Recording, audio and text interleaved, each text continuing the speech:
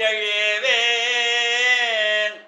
கடல் தனில் ஆமீதோடு கலந்த நஞ்சை மிடறினுள்ளடக்கிய வேதியனே இதுவோ எமையாழுமார் ஈவதொன்றமர்க்கில்லையே அதுவோ உனதின் அருள் ஆவடி துறை அரணே. திருச்சிற்றம்பலம். மேன்மைகள் சைவ நீதி விளங்குக உலகமெல்லாம். நோயற்ற வாழ்வே குறைவற்ற செல்வம். அந்த நோய் நொடிகள் இல்லாத வாழ்வு இந்த உலக மக்கள் எல்லோரும் வாழ வேண்டும் என்று கலியுகத்தின் காந்தமலை ஜோதியாகிய சபரிமலை சுவாமி ஐயப்பனுடைய திருவடிகளை சிறந்தாழ்த்தி டேன் தமிழொலி ஓம் தொலைக்காட்சி நேயர்கள் அனைவருக்கும் சர்வதேச இந்து மத குறிப்பீடம் அகில இலங்கை சபரிமலை ஸ்ரீ சாஸ்தாபுரத்தின் சார்பில் இனிய வணக்கங்களும் நல்லாசிகளும். என்றும் மங்களகரமான பராபவ வருஷம் ஆடி மாதம் 25ஆம் நாள் 10/8/2026 திங்கட்கிழமை. இன்று மலர்ந்திருக்கின்ற இன்றைய பொழுதும் நம் எல்லோருடைய வாழ்விலும் எல்லா விதமான சிறப்புகளும் வெற்றிகளும் கிடைக்க வேண்டும் என்று இறைவனை பிரார்த்தித்து இஷ்ட தெய்வங்களை குலதெய்வங்களையும் வழிபாடு செய்து பெற்றோர்கள் பெரியோர்கள் குருவானவர்கள் ஆசிரியர்களையும் வணங்கி அவருடைய அன்பையும் ஆசியம் பெறுகின்ற பொழுது எந்த நாளும் நமக்கு நல்ல நாள். இன்று சோமவாரம் என்கின்ற திங்கட்கிழமை.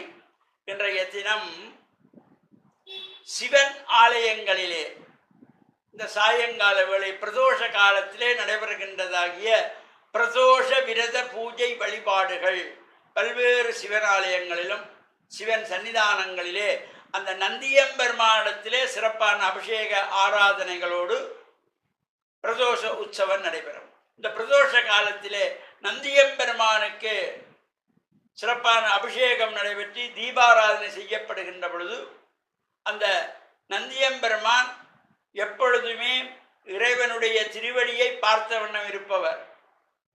அவருடைய 2 கொம்புகளுக்கு நடுவிலே இறைவன் இந்த பிரதோஷ காலத்திலே ஆனந்த தாண்டவம் ஆடுகின்ற வகையிலே பிரார்த்தனை செய்து கொள்வார்கள். அன்றைய தினத்திலே பிரதட்சணம் செய்யப்படுகின்ற பொழுது ஏனைய காலங்களைப் போல ஆலயத்தை சுற்றி வருவதல்ல. நந்தியம்பெருமானத்திலிருந்து ஆரம்பித்து வலமாக வந்து கோமுகை வரை வந்து மீண்டும் நந்தியம்பெருமானத்திலே வந்து மீண்டும் கோமுகை, இவ்வாறு 3 முறை சோமசூத்திர பிரதட்சணம் என்கின்ற வகையிலே இந்த வழிபாடு. இது எதற்காக இவ்வாறு இந்த பலமும் இடமுமாக இந்த வழிபாடை செய்கிறோம் என்றால், அமிர்தத்தை பெற வேண்டி தேவர்களும் அசுரர்களும் திருப்பாற்கடலை கடைந்த பொழுது அமிர்தத்துக்கு பதிலாக ஆழகால விஷம் தோன்றியது.